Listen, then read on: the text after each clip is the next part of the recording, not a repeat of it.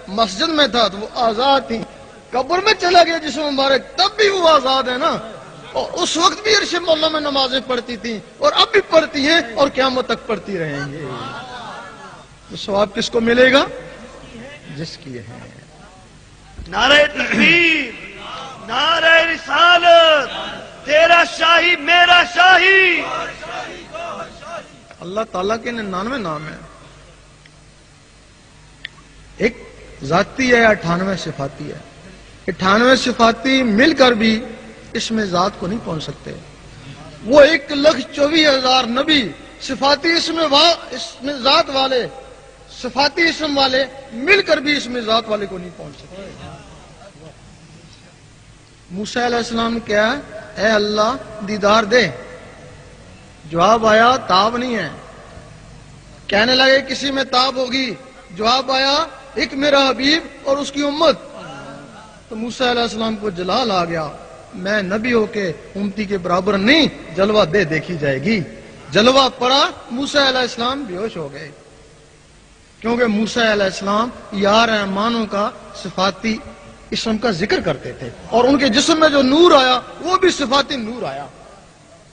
اور کیا وجہ ہے کہ موسیٰ علیہ السلام اس دنیا میں کوتور میں بیہوش ہوئے اور حضور پاک سامنے جا کے مسکرا رہے ہیں۔ موسیٰ علیہ السلام کے جسم میں یا رحمانوں کا صفاتی نور تھا، وہ ذات کی تاب نہ لا سکا، اور حضور پاک کے جسم میں اس میں ذات کا ذاتی نور تھا، ذات کے سامنے مسکرایا۔ اور حضور پاک کے طفیل وہ اسم اس امت کو ملا، تب اس کو فضیلت ہوئی۔ اور امت اس سے ڈرتی ہے، یہ محروم ہے۔ بنی اسرائیل کے نبی رشک کرتے ہیں اس امت کے اوپر، وہ دیدار کو ترستے ہیں، یہ کہتے ہیں ہم دیدار کرتے ہیں۔ اگر ان کو فضیلت ہے تو اس میں ذات سے ہے۔ حضرت ابراہیم بن عوف فرماتے ہیں میں نے 70 مرتبہ اللہ کا دیدار کیا ہے۔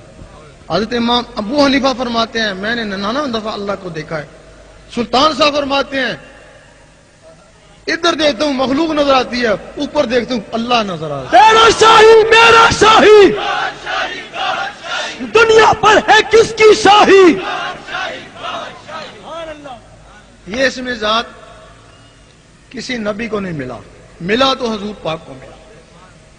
حضور پاک کے بعد 9 صحابہ کرام کو ملا جنہوں نے اس کو پھیلایا۔ یہ چشتی، نقشبندی، قادری اسی میں سے آتے ہیں۔ پہلے 9 تھے، اب 4 رہ گئے، 4 بھی ایک کٹ گیا، سروردی 3 رہ گیا، 3 رہ گیا اب۔ اچھا، پھر 9 صحابہ سے پھر ان 12 اماموں کو جو وقت کے غوث تھے اجتماعی طور پہ پھر ان کو دے دیا گیا، پھر انہوں نے اس کو پھیلایا۔ پھر 12 اماموں سے لے کے انفرادی طور پہ غوث پاک کو دے دیا گیا، تب آپ غوث اعظم کہلائے۔ اب پھر غوث پاک کو حکم ہوا ہے کہ اب تم اس کو آگے پھیلاؤ۔ اب پھر غوث پاک نے پھر ولیوں کو پھیلانا شروع کر دیا۔ اب جو اس میں ذات غوث پاک کے پاس ہے، آپ کو کہیں سے بھی حاصل ہو جائے سمجھیں کہ آپ غوث پاک سے ہی آپ کو اس میں ذات حاصل ہوا ہے۔ سبحان اللہ۔ پھر جب یہ ولیوں تک پہنچا، ان کے سینوں تک پہنچا، پھر اس کے بعد یہ بگڑنا بھی شروع ہو گیا۔ بگڑا کیسے؟ ولی تھا، اس میں ذات لے کے آیا، لوگوں کو اس میں ذات سکھایا، قلب کا اس میں ذات سکھایا۔ جب وہ دنیا سے چلا گیا اس کا بیٹا ولی بن کے بیٹھ گیا۔ ولایت وراثت نہیں تھی، اگر وراثت ہوتی تو نبوت ہوتی نا بھائی، نبوت ہوتی نا، وراثت، نبوت اعلیٰ مقام ہے نا ولایت سے۔ اگر نبوت وراثت نہیں ہے تو ولایت کیسے وراثت ہو سکتی ہے؟ اگر نبی کا بیٹا نبی نہیں ہو سکتا تو ولی کا بیٹا ولی کیسے ہو سکتا ہے؟ واہ سبحان اللہ۔ پھر کیا ہوا؟ پھر اس کا بیٹا وہ ولی بن کے بیٹھ گیا۔ وہ صدیوں سے یہ رسم چلنا شروع ہو گئی۔ ہو سکتا ہے ان میں کوئی ایک آدھ ولی آ بھی جائے، لیکن ساری ان کی ساری اولاد ولی تو نہیں ہو سکتی جناب۔ اب ہمارے لوگ گئے، جا کے بیعت ہونا شروع ہو گئے۔ جا کے پوچھا، کچھ سنا تھا کہ قلب کا بھی معاملہ ہوتا ہے۔ کہنے لگے یہ تو بڑا مشکل کام ہے، جنگلوں میں جانا پڑتا ہے، یہ تو بڑا جلالی ہے، تو پاگل ہو جائے گا، کیا تو جنگل میں جائے گا؟ بہتر ہے کہ تو وہ شجرہ شریف پڑھ لیا کر، اللہ، ہاں بس اسی سے رب تجھ پہ راضی ہو جائے گا۔ وہ بیچارہ ساری عمر شجرہ شریف پڑھتا رہا۔ شجرہ شریف سے صرف صرف شناخت ہوئی نا کہ اس ولی کی کس سے نسبت ہے، اور تو اس میں کچھ نہیں ہے نا، صرف شناخت تھی نا. وہ شجاع شریف پڑھتا رہا، آخر میں اس نے بھی گھر میں وہ رکھ دیا ایک طرف. پھر آگے ہمارے عامل تھے، انہوں نے دیکھا یہ خالی پیلی گدی نشین سے زیادہ نشین، اگر یہ بیعت کر سکتے ہیں تو ہم بیعت نہیں کر سکتے. وہ ہمارے تعویذ لکھنے والے، انہوں نے بیعت کرنا شروع کر دی. جب بیعت کرنا شروع کر دی تو مریدوں نے کہا بھئی اب قلب کا سلسلہ، انہوں نے کہا بس یہ ہے کہ خلق خدا کو راضی رکھو، ان کو فیض پہنچاؤ اور یہ تعویذ لکھ کے ان کو دو، بس اسی میں اللہ مل جائے گا. وہ بھی تعویذ لکھنا شروع ہو گئے.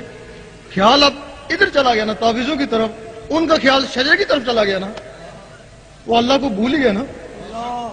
اس کے بعد ہمارے عالموں نے دیکھا بھئی ہم تو ان سے بہتر ہیں، اتنا علم جانتے ہیں، اگر انہوں نے 10-20 آدمی پیچھے لگا لیے تو ہم نہیں کر سکتے ایسا. وہ عالموں نے بیعت کرنا شروع کر دی. جب عالموں نے بیعت کرنا شروع کر دی تو مریدوں نے کہا کہ کچھ قلب کا معاملہ، بس منطق سیکھ لو، فلسفہ سیکھ لو، بحث کرنا سیکھ لو. پھر کیا ہوا کہ نیم حکیم خطرہ جان، نیم ملا خطرہ ایمان. تیرا شاہی میرا شاہی، دنیا پر ہے کس کی شاہی، میرا ماہی تیرا ماہی. پھر وہ جو ان کے مرید تھے وہ بحث مباحثے میں لگ گئے، ہر جگہ بحث مباحثہ شروع ہو گیا. پھر ہمارے مفتیوں نے دیکھا یہ تو ہمارے شاگرد تھے عالم، ان کے اتنے مرید ہو گئے تو ہم کیوں پیچھے رہ جائیں. ان کے ہم بھی بیعت کرتے ہیں جی، آ جاؤ. تو بیعت شروع ہو گئی. انہوں نے پھر کیا کیا، پھر اپنے شاگردوں کو وہ فتویٰ سکھا دیا کہ جو بھی ذرا ہلے جلے اس پہ فتویٰ لگا دینا، ہمارے بغیر جو بھی ہلے جلے اس میں فتویٰ لگا دینا، اور تم اس کا ثبوت ہم تمہیں دیتے ہیں. ابھی روحانی سفر کو دیکھ لو، اس کے اوپر جو فتوے لگائے انہی کے شاگردوں نے لگائے نا بھائی، انہی مفتیوں کے شاگردوں نے فتوے لگائے نا. اور اس کے پڑھ کے دیکھو آیا اس پہ فتوے لگتے ہیں یا نہیں. لبیک لبیک الجہاد الجہاد الجہاد الجہاد. اب امت بالکل اس مزاج سے دور چلی گئی.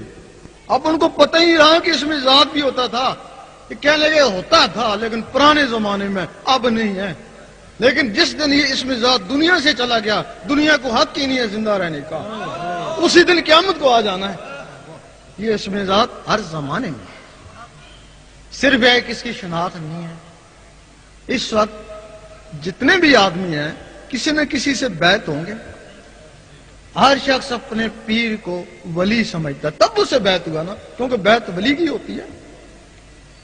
اب سارے تو ولی نہیں ہو سکتے ہیں نا، سب کے پیر ولی نہیں ہو سکتے ہیں.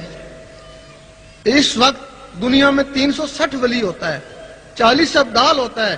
ابدال کو بھی اجازت نہیں ہے کہ وہ بیعت کریں.